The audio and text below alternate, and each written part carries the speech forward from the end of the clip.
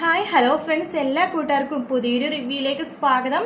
അപ്പോൾ നാളത്തെ എപ്പിസോഡിൻ്റെ റിവ്യൂ ആണ് പറയാൻ പോണത്. നാളത്തെ എപ്പിസോഡിൽ കാണിക്കുന്നത് നമ്മുടെ ശ്രുതിനെ അങ്ങനെ റൂമിൽ നിന്ന് ആട്ടി പായിക്കും കേട്ടോ. അശ്വിൻ, നിനക്ക് എന്തറിയാം, ഒരു അച്ഛനും അമ്മയുടെ ചിതക്ക് തീ കൊളുത്തേണ്ടി വന്നിട്ട് അവരുടെ ആ ഒരു പിറ്റേ ദിവസം മുതൽ അവർ വീട്ടിലുണ്ടാവില്ലല്ലോ എന്ന് അറിയുമ്പോഴുള്ള വിഷമം നിനക്ക് പറഞ്ഞാൽ മനസ്സിലാവില്ല.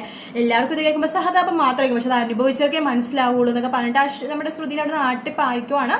ഇന്നത്തെ ദിവസം എൻ്റെ ബന്ധുക്കളും എൻ്റെ വീട്ടുകാരും മാത്രമേ ഇന്ന് ഈ വീട്ടിലുണ്ടാകാൻ പാടുള്ളൂ, നീ ഈ വീട്ടിലുണ്ടാവണം എനിക്ക് ഒട്ടും ഇഷ്ടമില്ല എന്ന് പറഞ്ഞിട്ട് പോവാൻ പറയണം. അങ്ങനെ ശ്രുതി വളരെ വിഷമത്തോടു കൂടി വീട്ടിൽ പോകാൻ പോണ സമയത്താണ് നമ്മുടെ അവിടുത്തെ മുത്തശ്ശി ശ്രുതി മോളെ ഈ പൂജാ സാധനങ്ങളൊക്കെ ഒന്ന് കൊണ്ടുപോയിട്ട് പൂജാ റൂമിലേക്ക് വെക്കാവോ എന്ന് ചോദിക്കുകയാണ്. മുത്തശ്ശിക്ക് അത് പൊക്കി എടുക്കാനും പറ്റുന്നുണ്ട്, അതിൽ ഗംഗാജലം അങ്ങനത്തെ കുറെ സംഭവങ്ങളൊക്കെ ഉണ്ട്. അപ്പൊ അങ്ങനെ ശ്രുതി ആ പൂജാസ്ഥാനം മുത്തശ്ശി പറഞ്ഞിട്ട് ആ പൂജാസ്ഥാനം എടുത്തിട്ട് പൂജാറൂമിൽ കൊണ്ട് വെക്കുമ്പോൾ അശ്വിൻ വീണ്ടും അങ്ങോട്ടേക്ക് വരുന്നില്ല. നിന്നോട് ഞാൻ പറഞ്ഞതല്ലേ നീ ഇവിടെ ഉണ്ടാവാൻ പാടില്ല, നിന്നോട് പോകണമെന്ന്, പിന്നെ നീ എന്തിനാ ഇവിടെ നിൽക്കണതെന്ന് ചോദിക്കുവാണ്. മറ്റുള്ളവരെ സങ്കടം കണ്ട് സന്തോഷിക്കാൻ വേണ്ടി നിൽക്കുമായിരിക്കും എന്നൊക്കെ പറയുമ്പോഴേക്കും ശ്രുതിക്ക് അതൊന്നും കൂടി വിഷമമാണ്. ശ്രുതി അവിടെ നിന്ന് വേഗം ഇറങ്ങി പോകുവാണ് കേട്ടോ. ഇറങ്ങി പോകുമ്പോഴേക്കും നമ്മുടെ അഞ്ജലി കരഞ്ഞുകൊണ്ടാണ് ശ്രുതി പോകണം. അപ്പൊ അഞ്ജലി വിളിക്കുന്നുണ്ട്, ശ്രുതി നീ എവിടേക്ക് പോകുവാന്ന് ചോദിക്കുമ്പോൾ ഞാൻ വീട്ടിലേക്ക് പോവാണ് അഞ്ജലി ചേച്ചി, അഞ്ജലി മേഡം എന്ന് പറയുമ്പോൾ എനിക്ക് മനസ്സിലായി നിനക്ക് ഇന്ന് ഇവിടെ നിൽക്കുമ്പോഴേക്കും വല്ലാത്ത ബുദ്ധിമുട്ട് തോന്നുന്നുണ്ടാവുമല്ലേ, നീ നിന്റെ അച്ഛനും അമ്മേനെയൊക്കെ ആലോചിക്കുന്നുണ്ടാവുമല്ലേ എന്ന് പറയുവാണ്. അത് കേട്ട് വരുന്ന അശ്വിന് ആകെ ഒരു അത്ഭുതം പോലെ തോന്നുവാണ്. ഇതെന്താ ഇങ്ങനെയൊക്കെ ചേച്ചി പറയണേന്ന് ആലോചിച്ചിട്ട് അപ്പോഴാണ് അഞ്ജലിയുടെ വായന സത്യം അറിയണത്. ശ്രുതിയുടെ അച്ഛനും അമ്മയും നല്ല ചെറുപ്പത്തിൽ തന്നെ ഒരു ആക്സിഡന്റിൽ മരിച്ചു പോയതാണ്. ശ്രുതി മാത്രമാണ് ആ ആക്സിഡന്റിന് മരിച്ച് ജീവിച്ചെന്നൊക്കെ പറയില്ല. അതായത് ശ്രുതിയും വളരെ ക്രിട്ടിക്കൽ സ്റ്റേജ് ആയിരുന്നു ചെറുപ്പത്തിൽ. പിന്നീട് അവിടെ കുഴപ്പമൊന്നുമില്ലാണ്ട് പിന്നെ ശ്രുതി റിക്കവറായി വന്നതാണ്. അതിന് ശേഷമാണ് ഇവരുടെ അകന്ന ബന്ധുവായിരുന്ന ഈ അശോകനും പ്രമീള എന്ന് പറഞ്ഞാൽ നമ്മുടെ ആ പ്രീതിയുടെ അച്ഛനും അമ്മയും കൂടി ശ്രുതിനെ കൊണ്ടുപോയത്. പിന്നീട് അവരങ്ങോട്ട് ശ്രുതിയുടെ അച്ഛനും അമ്മയും ആവുകയായിരുന്നു എന്നൊക്കെ അശ്വിന് അപ്പം മനസ്സിലാവാട്ടോ.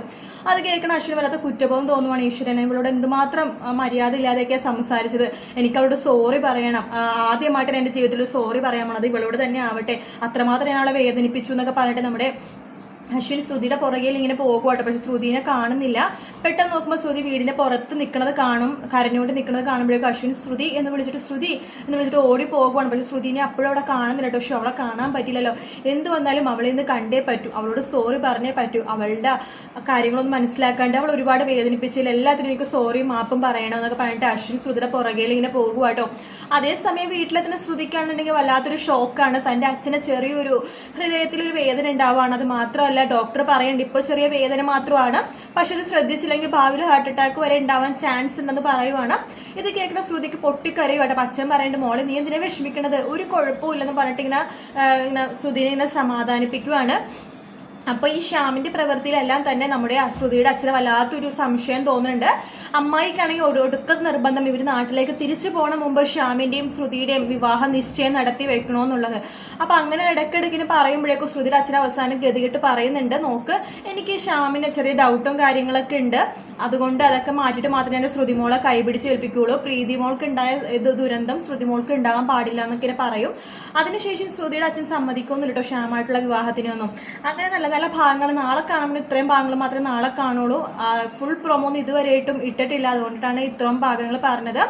അപ്പൊ ഹിന്ദിയിലെ 1 വീക്ക് വരെയുള്ള ഭാഗങ്ങൾ മാത്രമേ പറയാൻ പാടുള്ളൂ. ഇതിന് മുമ്പത്തെ ഭാഗങ്ങളൊക്കെ എനിക്ക് പറയണമെന്നുണ്ട്, ഒരുപാട് റൊമാൻറ്റിക് സീനൊക്കെ. പക്ഷെ നമുക്ക് ഒരുപാട് മുമ്പിലത്തെ കാര്യങ്ങൾ പറയാൻ പാടില്ല എന്ന് പറഞ്ഞിട്ടുണ്ട്. അതുകൊണ്ടിട്ടാണ് അങ്ങനത്തെ ഭാഗങ്ങളൊന്നും പറയാതിരിക്കണേ കേട്ടോ. എന്തായാലും അടുത്തൊരു റൊമാൻറ്റിക് സീൻ വരുന്നുണ്ട്, അത് ഞാൻ നാളെ പറയാം. വീഡിയോ ഇഷ്ടപ്പെട്ടെങ്കിൽ ലൈക്ക് ചെയ്യുക, സബ്സ്ക്രൈബ് ചെയ്യുക, കമന്റ് ചെയ്യുക. ഫുൾ പ്രൊമോ വരുവാണെങ്കിൽ ഇടാൻ കേട്ടോ. അതുവരെ good night, take care, bye bye.